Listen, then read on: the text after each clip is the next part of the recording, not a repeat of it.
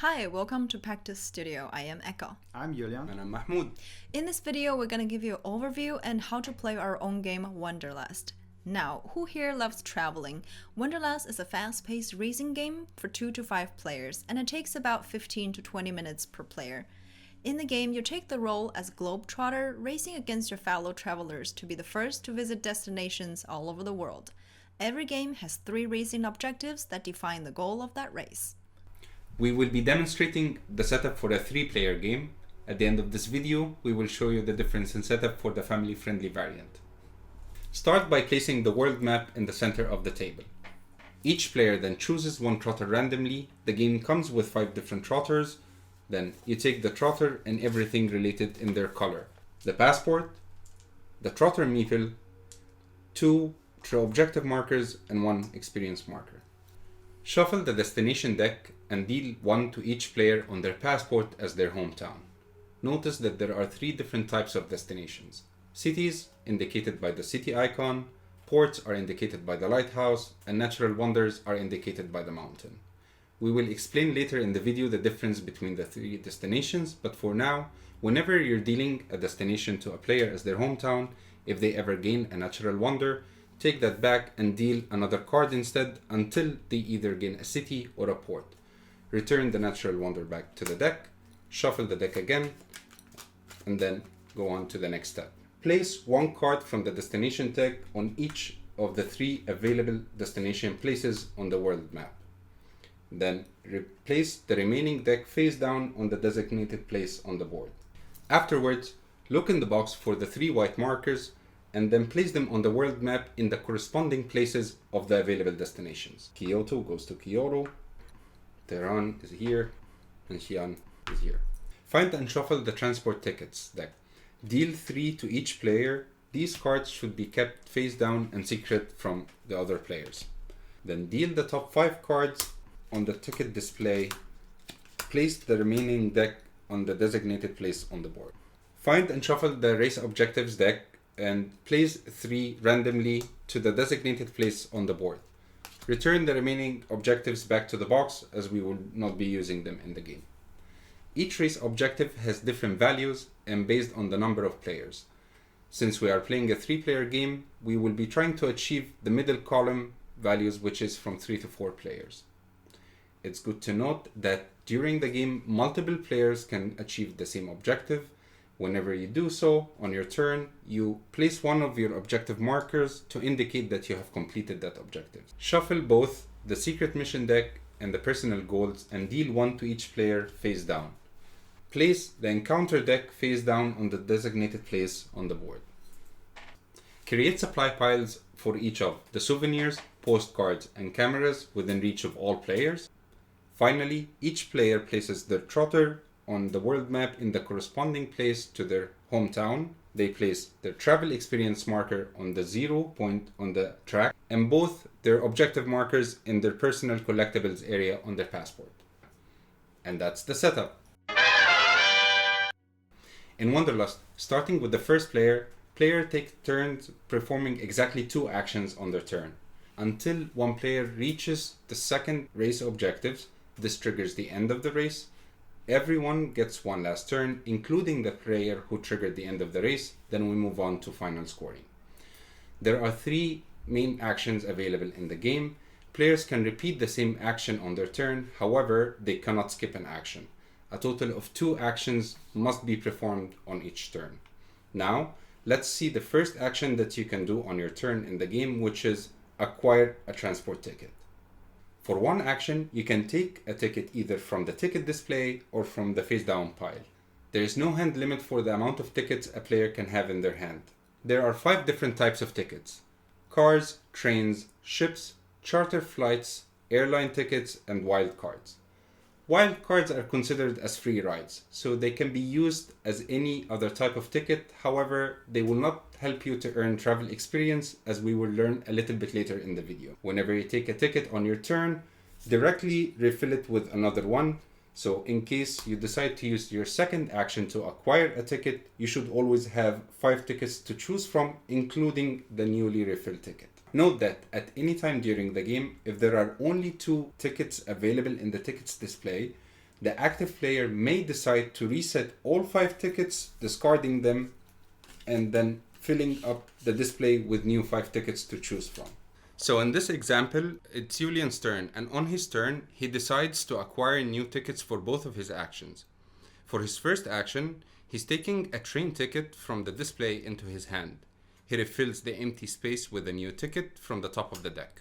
Since the ticket display now only shows 2 types of tickets, Julian has the option to discard all face-up tickets and refill the display. However, instead, he chooses not to reset and just takes an airline ticket for his second action since he needs it for his travel. He then fills up the space with a new ticket and ends his turn. The second action that you can do on your turn is to travel. Players can spend 1 action to travel between their current destination in the world map and to one of the 3 available destinations only. Players are not allowed to stay in airports or any destination in between. At any point during the race, and regardless from the number of players in the game, there will always be only 3 available destinations to travel to.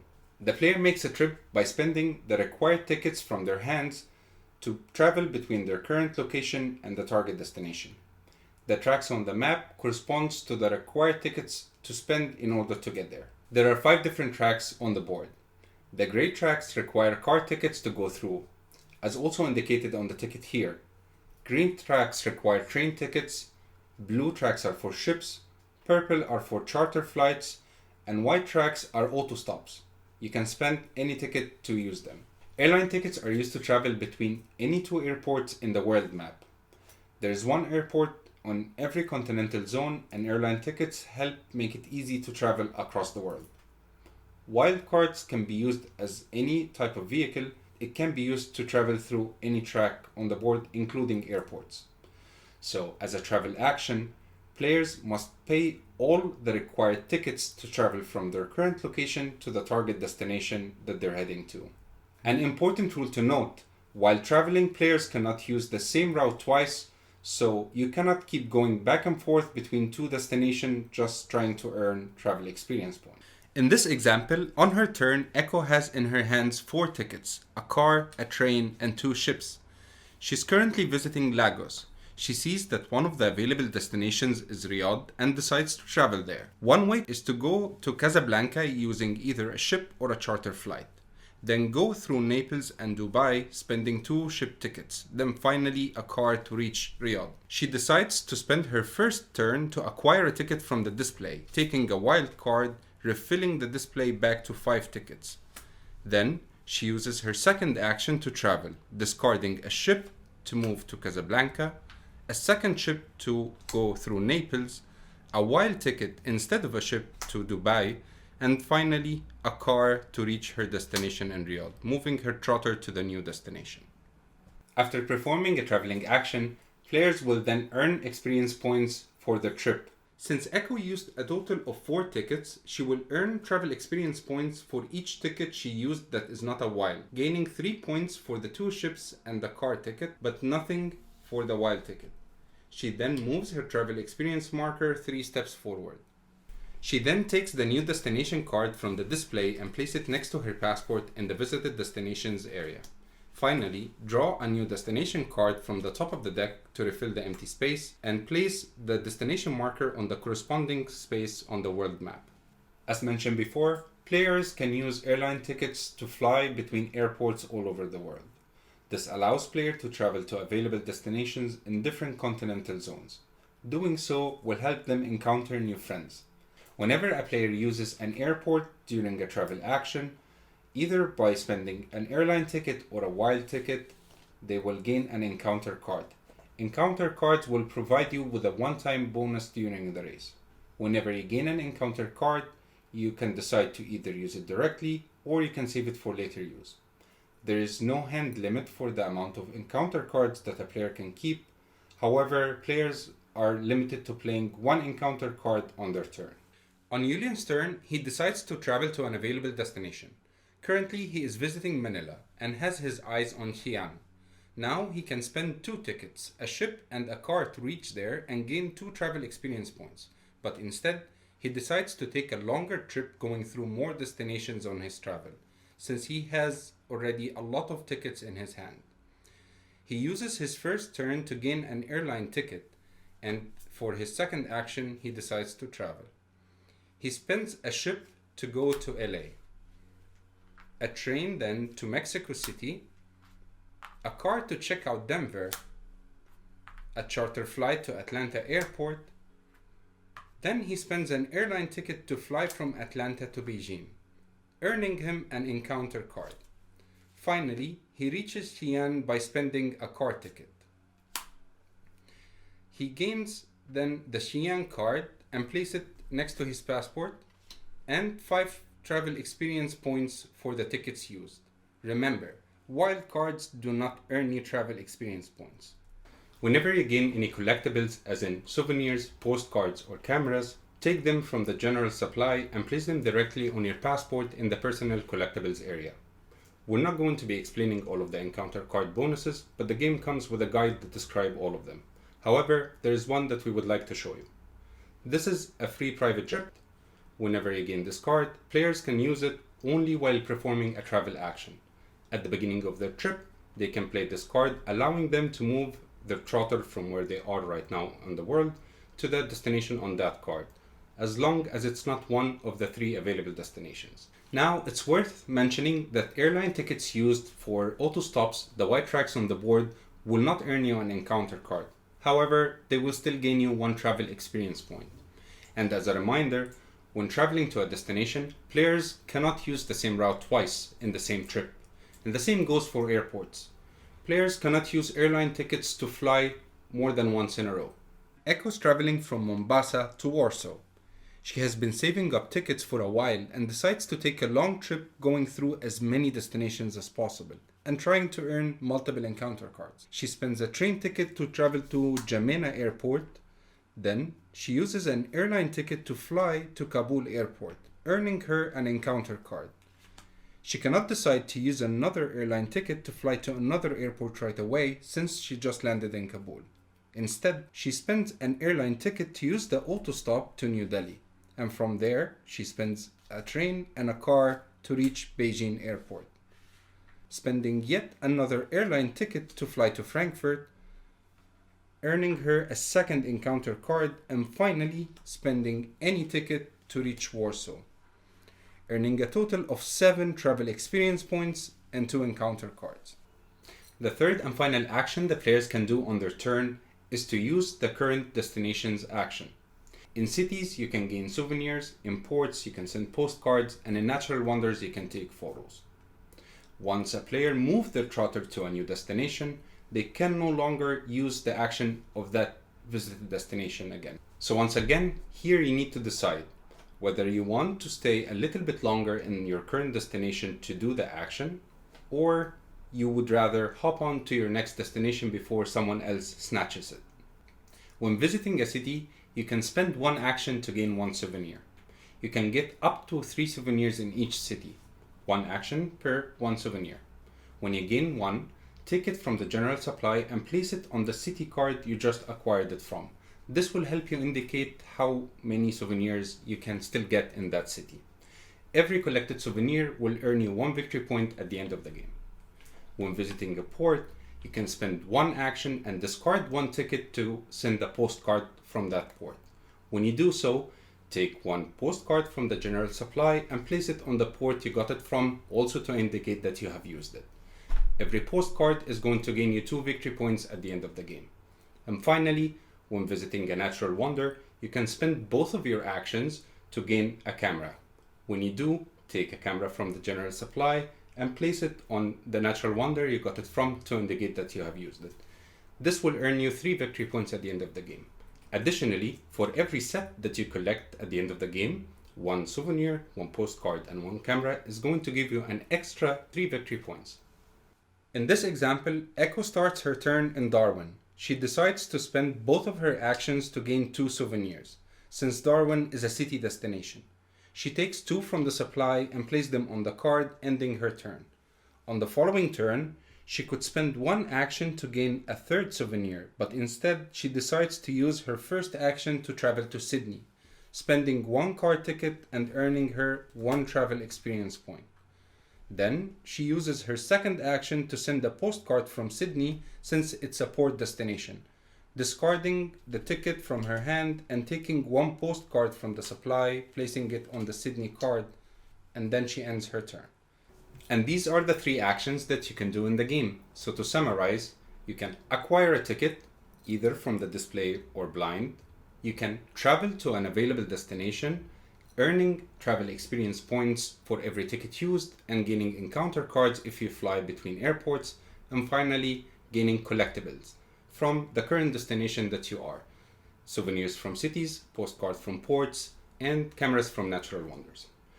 Players not only need to be fast, but a great deal of planning and strategy can go a long way.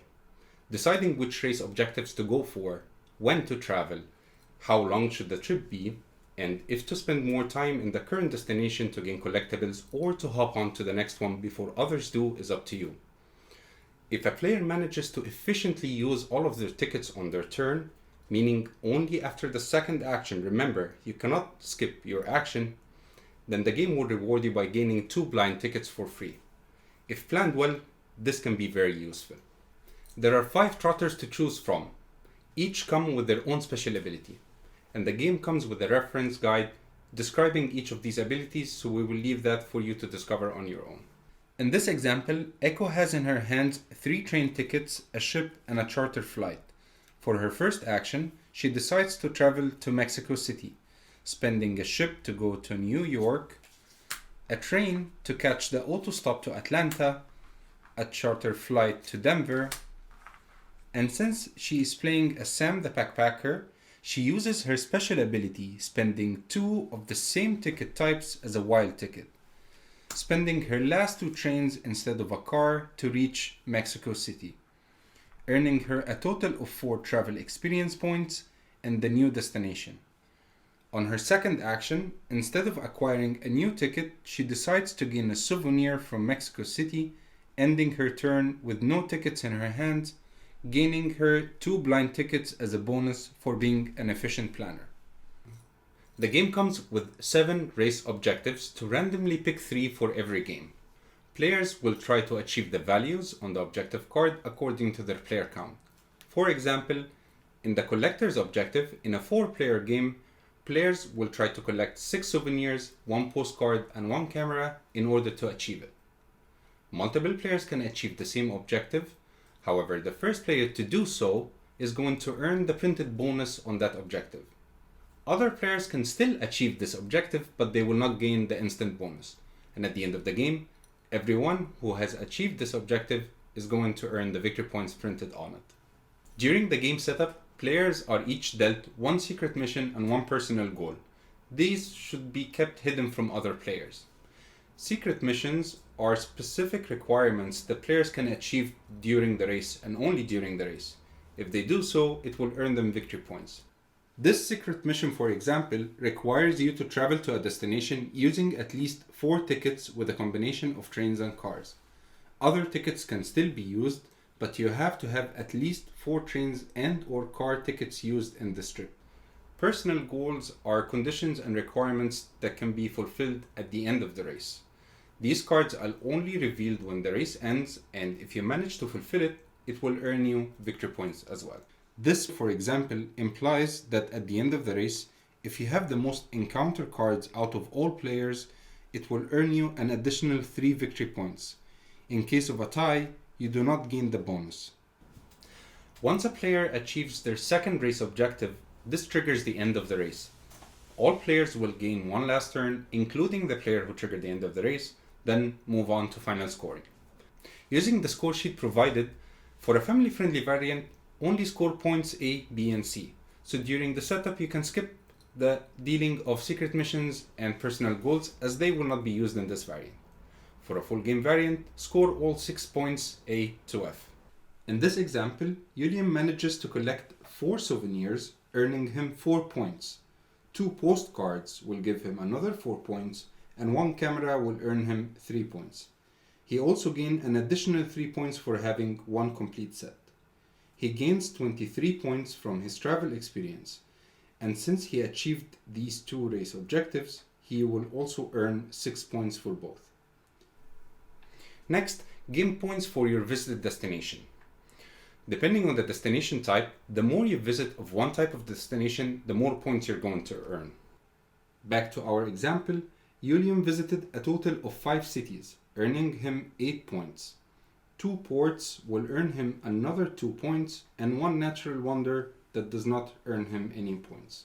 This is a traveling game after all, so players will earn more points the more they see from the world.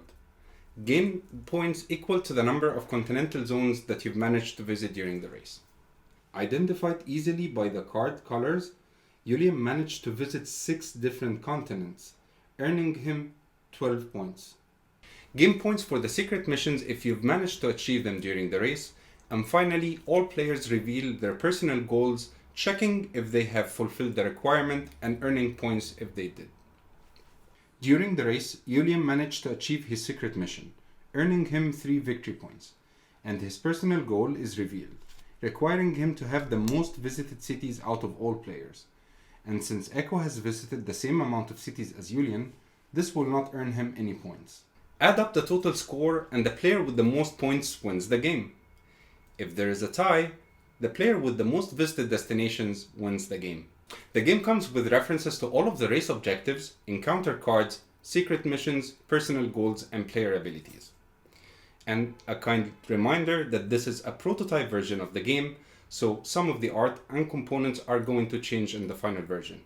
If you're interested to see some of the meeple design and components that we are planning for the final version, you can head up to our website or our Instagram page. If you have any questions or feedback, leave them in the comments below or visit us on Instagram, Discord, or our website. While you're there, please take your time to check our design diary as well as other projects we're cooking behind the scenes of Pektis Studio, as we really involve everyone in our design process. From everyone in Pektis Studio, we would like to thank everyone for watching and see you in the next one. Bye. Bye. Bye.